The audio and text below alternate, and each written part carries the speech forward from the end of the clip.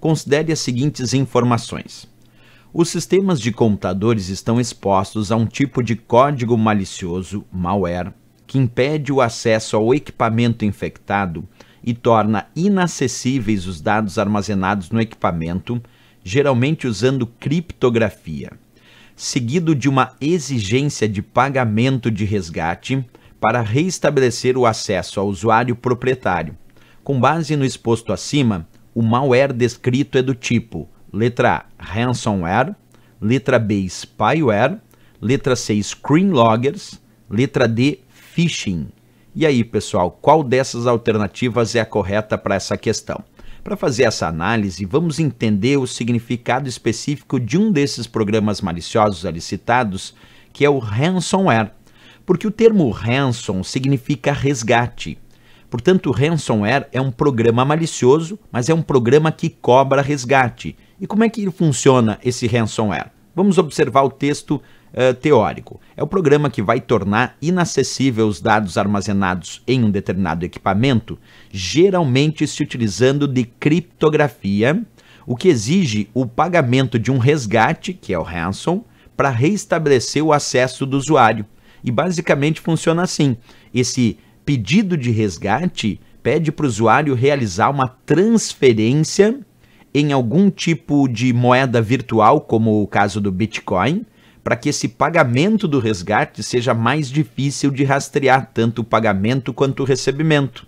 Então a ideia de um ransomware é justamente essa. Imagina que chegou no meu computador um ransomware, que ele criptografou todos os meus arquivos, por exemplo, da pasta documentos. Aí eu fui entrar lá nos meus arquivos do Word, estavam todos criptografados. Basicamente, logo depois que eu acessei esse arquivo e vi que estava tudo criptografado e que não entendia nada, os textos estavam todos embaralhados, aí apareceu essa mensagem, dizendo, ops, seus arquivos estão criptografados. E ainda mostrou aqui embaixo uma determinada carteira Bitcoin que eu tenho que fazer uma transferência de Bitcoins para essa carteira para que eles me devolvam acesso aos meus arquivos. Olha só, o ransomware entra no meu computador, criptografa os meus próprios arquivos, aí eu não consigo acessar os meus arquivos.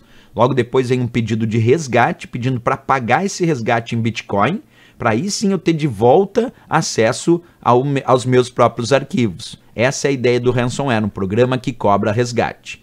Existem algumas variações de nomenclaturas que podem aparecer em algumas provas, como por exemplo o termo ransomware cripto, que é justamente esse que impede que você acesse os dados armazenados no equipamento infectado, porque geralmente ele utiliza criptografia e aí depois vem o pedido de resgate, né? Então imagina ali que eu tenho um arquivo do Word normal, é assim. Quando o ransomware atacou, o arquivo do Word ficou assim, como vocês estão enxergando. E aí eu tentei acessar o arquivo do Word e não entendi nada, porque estava criptografado. E aí veio o pedido de resgate para fazer a transferência em Bitcoin. Aí vamos imaginar que eu paguei esse resgate e eles me devolveram acesso normal ao meu arquivo. Isso é o ransomware cripto. Mas existe também o que a gente chama de ransomware locker. O ransomware locker é aquele que impede que o usuário acesse o equipamento infectado, e aí, como eu não estou conseguindo acessar nem mesmo o meu equipamento, mesmo que eu digite a senha correta, logo depois vem um pedido de resgate dizendo que se eu pagar, eles vão me devolver acesso ao meu sistema, ao meu equipamento. Isso é o ransomware locker. Então não podemos mais esquecer, né? Qual é o nome desses programas que cobram resgate? Como eu disse aí, a letra A de resposta correta, o ransomware. Justamente porque no texto teórico ele dizia, seguido de uma exigência de pagamento de resgate para restabelecer acesso ao usuário proprietário. No momento que ele disse que eu tinha que pagar um resgate para voltar a ter acesso aos dados, isso é um programa que cobra resgate. Portanto, o termo ransomware, já que ransom significa resgate. Não era spyware, porque spyware significa programa espião, que monitora as atividades do sistema. Não era screenlogger, porque screenlogger é um tipo de programa espião, é um tipo de spyware que monitora o que o usuário faz no sistema. À medida que o usuário vai clicando com o mouse na tela, ele vai realizando prints da tela, quer dizer, como se fosse uma fotografia da tela, e enviando a sequência dessas imagens, mostrando onde o usuário está clicando na tela, e assim ele monitora as atividades do usuário. E também não era phishing, porque phishing significa um site ou um e-mail falso, muito parecido com o verdadeiro, mas que tem como intenção capturar as informações de identificação pessoal do usuário. Portanto, a ideia de um phishing, a ideia de um site ou um e-mail falso, que quer ludibriar o usuário, enganar o usuário para fazer o usuário acreditar que é o site verdadeiro, quando na verdade ele está num site falso, forçando o usuário a digitar os seus dados pessoais, que vão ser encaminhados para o dono do site falso e não, na verdade, para o site verdadeiro. Isso a gente chama de phishing. Então percebe que a única dessas alternativas, a letra A, B, C, D, que indica o que ele pediu, que era pagamento de resgate, é o ransomware, o programa que cobra resgate. Por isso, A de América, o gabarito para essa questão. Acerca dos conceitos de hardware do Microsoft Word 2013 e do sistema operacional Windows 8.1, julgue o item. A alteração do espaçamento entre linhas de um documento do Word 2013 pode ser realizada por meio da guia página inicial, grupo parágrafo e opção espaçamento de linha e parágrafo, certo ou errado? E aí, pessoal, será que para alterar o espaçamento entre linhas de um documento, o caminho é esse que ele citou? Será que eu tenho que clicar lá na guia página inicial? Depois, dentro da guia página inicial, será que temos algum grupo chamado parágrafo? E dentro desse grupo parágrafo, será que temos a opção espaçamento de linha e parágrafo? Para perceber isso, nós temos que abrir o nosso Word. E aqui, dando uma explicação para vocês, isso vale tanto para a versão 2010, para a versão 2013, que a questão citou, e também para a versão 2016. Vale a mesma resposta. Acompanha comigo. Vamos supor que eu quero alterar o espaçamento entre linhas desse primeiro parágrafo aqui, que começa com a palavra aulas. Então, eu selecionei esse parágrafo, ou posso só colocar o cursor sobre ele, que também serve. Aí nós vamos clicar aqui na guia página inicial do Word. Percebe que o Word tem várias guias, eu vou clicar na guia página inicial. Dentro dessa guia página inicial, nós temos um grupo de comandos, um grupo de botões chamado parágrafo. E aqui nós temos esse botão que tem uma setinha apontando para cima e para baixo, que é justamente o botão espaçamento de linha e parágrafo. E esse botão espaçamento de linha e parágrafo, quando eu clico nele, que é o que eu fiz agora, aparece várias opções de espaçamento entre linhas, como 1, que é o espaçamento entre linhas simples, como 2, que é o espaçamento entre linhas duplo, como 3, que é o espaçamento entre linhas triplo, mas tem também intermediários como 1 e 15 de espaçamento entre linhas, 1,5, 2,5. Eu vou escolher 2 e vou confirmar.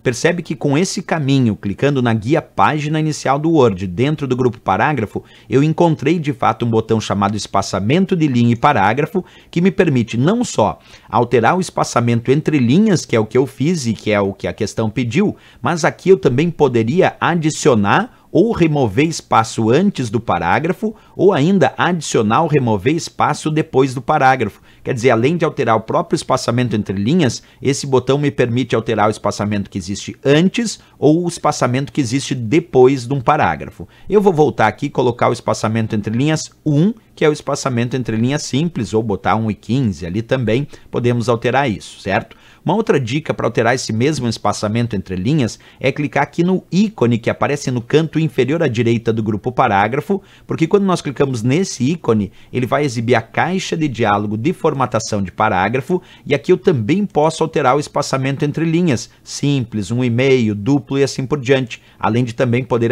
alterar o espaçamento que existe antes e depois do parágrafo. Aí eu confirmo e ele também alterou o espaçamento entre linhas. Então, voltando lá na questão, quando ele perguntou se esse era o caminho para alterar o espaçamento entre linhas, guia página inicial, grupo parágrafo e opção espaçamento de linha e parágrafo, isso está certo, está correto, realizamos isso passo a passo, isso vale como resposta tanto para a versão do Word 2010, 2013 e também da versão 2016, sem problema nenhum, funciona esse mesmo caminho que a gente acabou de citar. Então, certíssimo a questão, bem interessante aí sobre...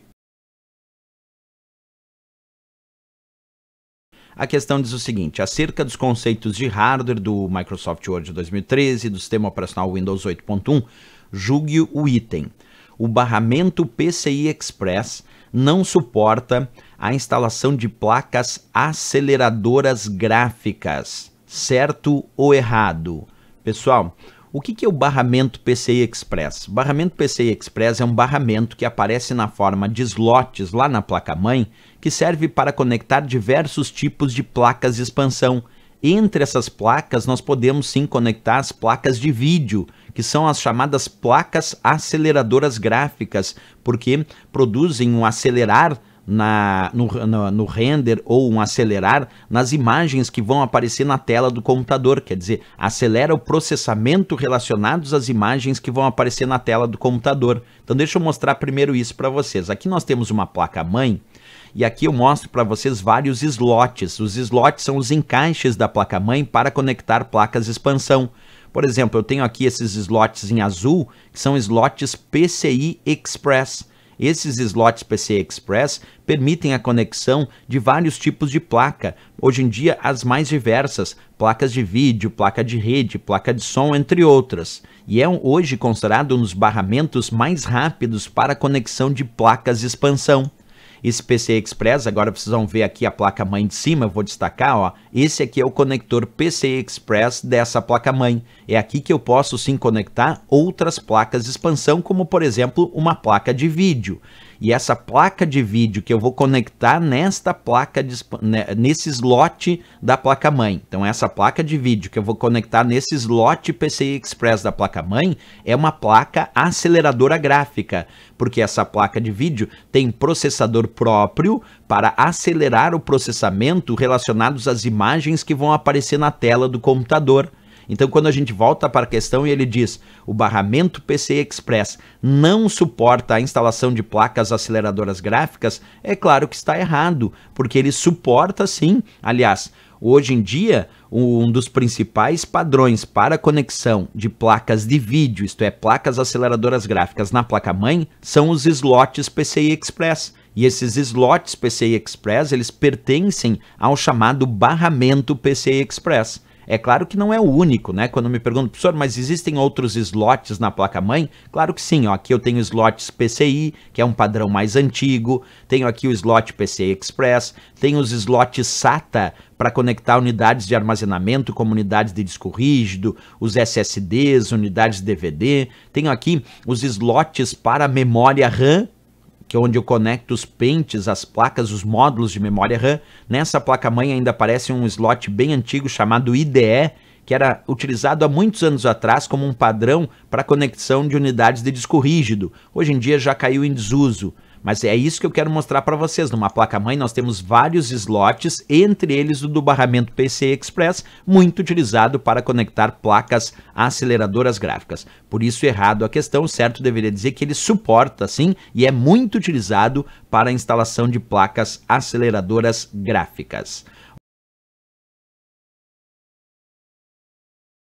A popularização da internet estimulou o desenvolvimento de diversos serviços que são utilizados atualmente por pessoas e empresas. Um desses serviços permite que sejam feitas ligações telefônicas por meio da internet e é identificado pela sigla.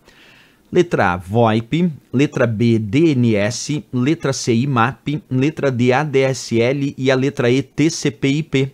E aí, pessoal, qual dessas respostas é a correta para a questão? Então acompanha comigo. Quando a gente fala sobre o termo VoIP, a sigla VoIP significa Voice over IP.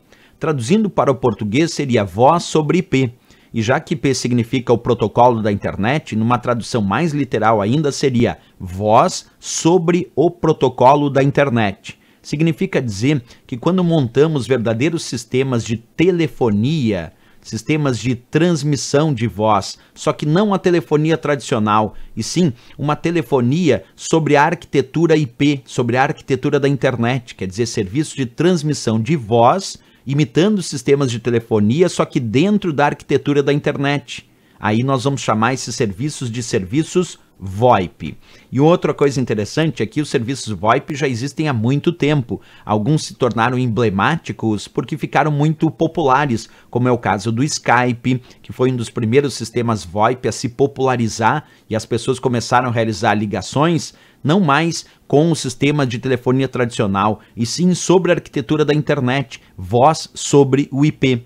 O Viber é outro sistema que também ficou muito famoso, e hoje em dia o WhatsApp, muita gente utiliza os sistemas de telefonia do WhatsApp, formando um verdadeiro sistema VoIP, transmissão de dados de voz, imitando sistemas de telefonia tradicional, só que pela arquitetura da internet. É isso que chamamos de VoIP. Portanto, aqui na questão, quando ele diz, a popularização da internet estimulou o desenvolvimento de diversos serviços, e ainda diz que são utilizados atualmente por pessoas e empresas. Aí tudo bem. Só que ele disse, um desses serviços permite que sejam feitas ligações telefônicas por meio da internet. E é identificado, então, pela sigla VoIP, porque se a ideia de ligações telefônicas pela arquitetura da internet, aí nós temos a ideia do Voice over IP, voz sobre IP, que a sigla VoIP está demandando.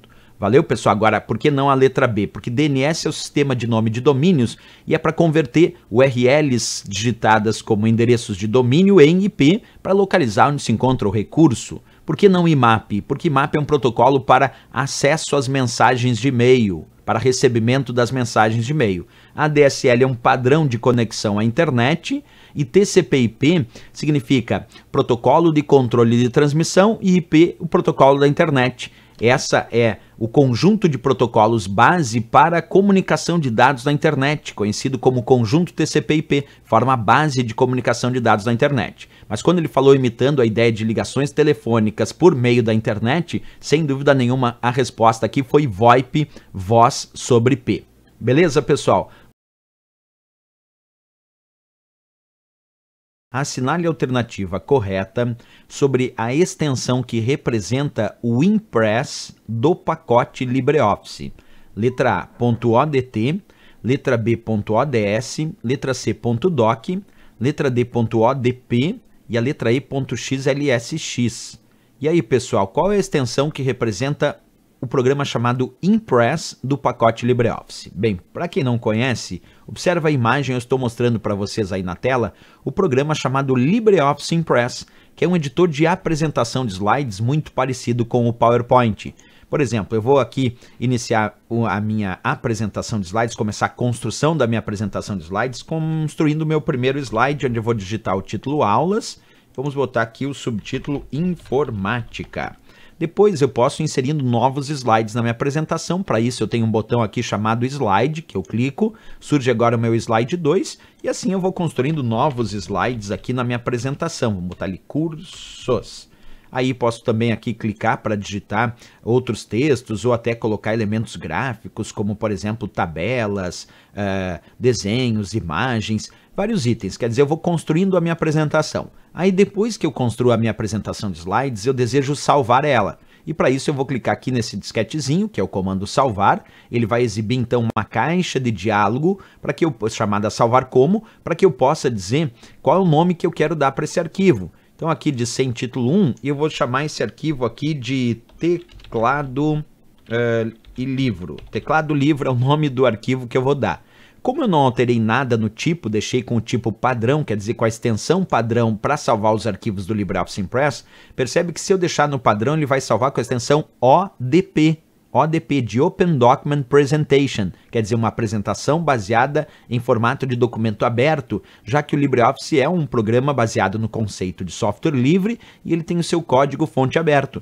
Por isso que o seu padrão para salvar os arquivos do LibreOffice Impress é ODP. E aí eu peço para salvar e nós vamos observar lá em cima, ó, vai aparecer teclado livro, que é o nome do arquivo que eu dei, com a extensão .odp. De Open Document Presentation, quer dizer, uma apresentação em formato de documento aberto. Voltando para a questão então, quando ele pediu assinale a alternativa correta sobre a extensão que representa o Impress do pacote LibreOffice, a resposta é a letra D de Dinamarca, ODP. Agora, vamos aproveitar a questão aqui e estudar as outras extensões. A extensão ODT citada na letra A é do LibreOffice Writer, que é o editor de textos aqui do pacote LibreOffice, e aí o padrão é ODT. O ODS, ele é do LibreOffice Calc, que é a planilha de cálculos do LibreOffice. Então, o ODT é do LibreOffice Writer, que é editor de textos. O ODS é do LibreOffice Calc, que é uma planilha de cálculos. O .doc é das versões mais antigas do Word, que também é um editor de textos. O ODP é o padrão do LibreOffice Impress, que é um editor de apresentação, e o XLSX citado aqui, na letra E, é padrão do programa Microsoft Office Excel, que também é uma planilha de cálculo. Então, ODT do LibreOffice Writer, ODS do LibreOffice Calc, .doc das versões mais antigas do Word, ODP é o padrão do LibreOffice Impress e o XLSX é o padrão do Microsoft Office Excel, que também é uma planilha de cálculo. Então aqui ficamos com a resposta da nossa letra D de Dinamarca para essa questão. Certo, pessoal? Mais uma questão resolvida, e se gostou do nosso vídeo, não esquece, marca um gostei, também se inscreve aqui no nosso canal e deixa comentários dizendo o que está achando dos nossos vídeos. Espero vocês na próxima aula. Grande abraço a todos e bons estudos!